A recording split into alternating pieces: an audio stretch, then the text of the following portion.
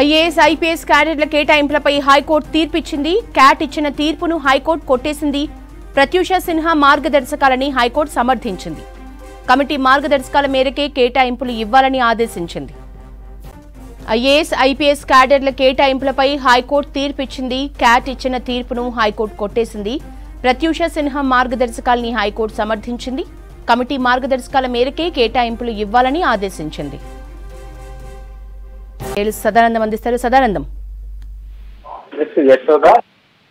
Cadre కేటాయింపులకు సంబంధించి high court ఈ రోజు తీర్పిచ్చింది. దీంతో ఈ రోజుతోటి హైకోర్టులో ఈ కేసు అనేది అయిపోయిందని చెప్పుకోవచ్చు. ఎందుకంటే 2016లో కేంద్ర ప్రభుత్వం ఈ హైకోర్టులో ఈ పిటిషన్ వేసింది. యాక్చువల్ గా 2014లో ఏపీ తెలంగాణ విడిపోయిన టైంలో విడిపోయిన టైంలో ప్రత్యూష్ సిన్హా కమిటీ రాష్ట్రంలో అంటే 2 రాష్ట్రాల్లో ఉన్న ఐఏఎస్ ఐపీఎస్ అధికారులను 2 రాష్ట్రాలకు సంబంధించి విభజన చేసింది. దానిలో భాగంగా మొత్తం 14 మంది అధికారులు వాళ్ళు మేము ఉన్న దగ్గరనే ఆల్రెడీ ఇప్పుడు ఎక్కడైతే చేస్తున్నామో సో ఇక్కడే చేస్తామంటూ తెలంగాణకు వాళ్ళు క్యాట్కి వెళ్ళి ఉత్తర్వులు తెచ్చుకొని స్టిల్ ఇప్పటి వరకు తెలంగాణలోనే పనిచేస్తున్నారు. సో దీనిపైన కేంద్రం డిఓపిటి కేంద్రం వచ్చి హైకోర్టులో తెలంగాణ హైకోర్టులో 2016లో పిటిషన్ వేసింది.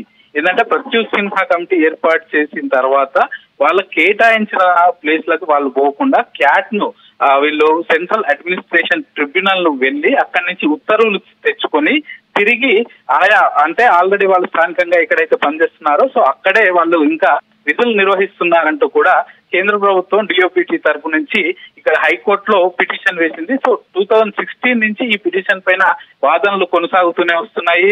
సో మొత్తం 14 మంది అధికారులు దీనిలో పిటిషన్ వేశారు. సో ఎప్పుడైతే వీళ్లకు అంటే మనం లాస్ట్ జనవరిలో చూసుకున్నట్లయితే అప్పట్లో ఇక్కడ పనిచేస్తున్న సిఎస్ సోమేష్ కుమార్ ఇక్కడి నుంచి అతను తెలంగాణలో ఏపీ క్యాడర్ వ్యక్తి అయినా తెలంగాణలో పనిచేస్తున్నాడు కాబట్టి అతను ఏపీకి వెళ్లి అక్కడ రిపోర్ట్ చేయాలంటూ కూడా హైకోర్టు ఒక తీర్పు ఇచ్చింది. దీంతో అతను ఇక్కడ నుంచి ఏపీకి వెళ్ళాడు. సో అక్కడికి వెళ్ళి అక్కడ రిపోర్ట్ చేసిన తర్వాత విఆర్ఎస్ తీసుకుని వచ్చి మళ్ళీ ఇక్కడ తెలంగాణ గవర్నమెంట్ కి ఇక్కడ సీఎం కి సలహాదారుగా వ్యవహరించాడు అప్పట్లో ఉన్నప్పుడు. సో అతని లాగానే మిగతా 13 మంది కూడా సేమ్ అలాగే ఉన్నాయంటూ కూడా కేంద్ర ప్రభుత్వం వాదిస్తూ వచ్చింది. అప్పటి నుంచి వాళ్ళందరినీ కూడా ప్రత్యూష్ సిన్హా కమిటీ ఎలాగైతే కేటాయింపులు చేసిందో సో అలాగే ఉండాలంటూ వచ్చింది. సో దానిపైన వాదనలు కొనసాగుతూనే వస్తున్నాయి. రీసెంట్ గా లాస్ట్ టైం వాదన జరిగినప్పుడు ఎవరైతే ఈ అధికారులు ఉన్నారో వాళ్ళు మా అందరిది ఇప్పుడు గతంలో జరిగిన మాజీ సిఎస్ లాగా కాకుండా సోమేష్ కుమార్ లాగా కాకుండా మా అందరి అభ్యర్థనలు ఒక్కొక్కరిగా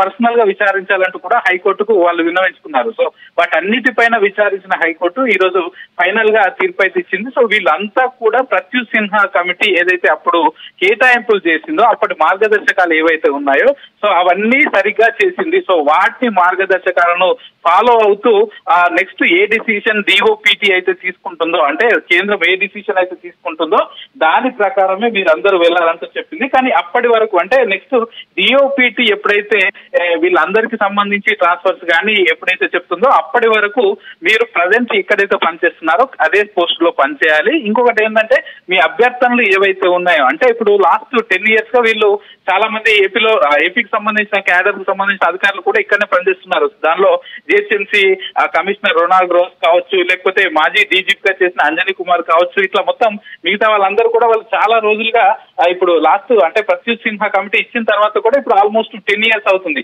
10 years సర్వీస్ ఇక్కడే చేశారు. సో అది పరిగణలోకి తీసుకోవాలి. నెక్స్ట్ ఇంకా చాలా మంది సీనియర్లు ఉన్నారు అంటే ఇంకొక 2 ఏళ్ళు ఇంకొక 3 ఏళ్లలో వాళ్ళు రిటైర్మెంట్ అవబోతున్నారు. సో వాళ్ళని కూడా ఇప్పుడు ఇక్కడ ఇన్ని రోజుల పాటు ఇక్కడ సర్వీస్ చేశారు. తిరిగి ఇప్పుడు లాస్ట్ వాళ్ళు రిటైర్మెంట్ తీసుకునే స్టేజ్ లో వేరే దగ్గరికి ట్రాన్స్ఫర్ చేస్తే వాళ్ళకి ఇబ్బందులు అవుతాయి. కాబట్టి ఈ అభ్యర్థనలన్నీ కూడా డిఓపిటి పరిగణలోకి తీసుకొని మాత్రమే వీళ్ళందరినీ కేటాయింపులు జరపాలంటూ కూడా డిఓపిటికి ఆదేశాలు ఇచ్చింది. మరోవైపు వాళ్ళు ఈ కేటాయింపులు జరిపే ముందే ఇప్పుడు ఎంతమంది ఇప్పుడు ఉన్న 13 మంది ఐఏఎస్ ఐపీఎస్ అధికారులు వాళ్ళందరూ కూడా మీరు డిఓపికి మీకు ఎట్లాంటి అభ్యంతరాలు ఉన్నాయి, మీకు సంబంధించిన రిక్వెస్ట్లు ఏంటి, అవన్నీ కూడా మీరు డిఓపిటికి రిక్వెస్ట్లు పెట్టుకోవాలి. సో ఈ రిక్వెస్ట్లు అన్నిటినీ కూడా డిఓపిటి వాటన్నిటిని చూసిన తర్వాత దీనికి సంబంధించి కేడర్లు మిమ్మల్ని ఇక్కడనే తెలంగాణలో ఉంచాలా లేకపోతే ఏపీకి పంపించాలా అనేది ఫైనల్ డిసిషన్ డిఓపిటిఏ తీసుకుంటుందంటూ కూడా హైకోర్టు చెప్పింది. సో మొత్తానికైతే ఇప్పుడు ఇన్ని రోజుల పాటు అంటే 2016 నుంచి ఇప్పటి వరకు కొనసాగుతున్న ఈ వివాదం ఐఏఎస్ ఐపీఎస్ కేడర్ కేటాయింపుల వివాదం అయితే ఈ రోజుతోటి ఎన్నికట్టు పట్టింది. ఫైనల్ తీర్పు అనేది అంటే వీళ్ళని ఎక్కడికి పంపించాలనేది డిఓపిటి నిర్ణయం తీసుకుంటుంది. అప్పట్లో ప్రత్యూష్ సిన్హా కమిటీ మార్గదర్శకాలు కూడా పర్ఫెక్ట్ గా ఉన్నాయి. వాళ్ళు కరెక్ట్ గానే డెసిషన్ తీసుకునేది డిఓపిటిఏ కాబట్టి వాళ్ళకి మీరు ముందస్తుగానే మీ అభ్యర్థనలు ఏమైనా ఉంటే చెప్పుకోండి. దాని తర్వాత ఫైనల్ డిసిషన్ వాళ్ళు ఏది చెప్తే దాని ప్రకారం మీరు ఫాలో అవ్వాల్సి ఉంటుందంటూ కూడా ఐఏఎస్ ఐపీఎస్ లకు హైకోర్టు చెప్పేసింది. సో అప్పటి వరకు అంటే ఇప్పుడు డిఓపిటి చెప్పే వరకు మాత్రం ప్రజెంట్ ఎక్కడైతే పనిచేస్తున్నారో అదే కేడర్లో పనిచేయాలని అయితే ఫైనల్ గా చెప్పేసింది యశోద.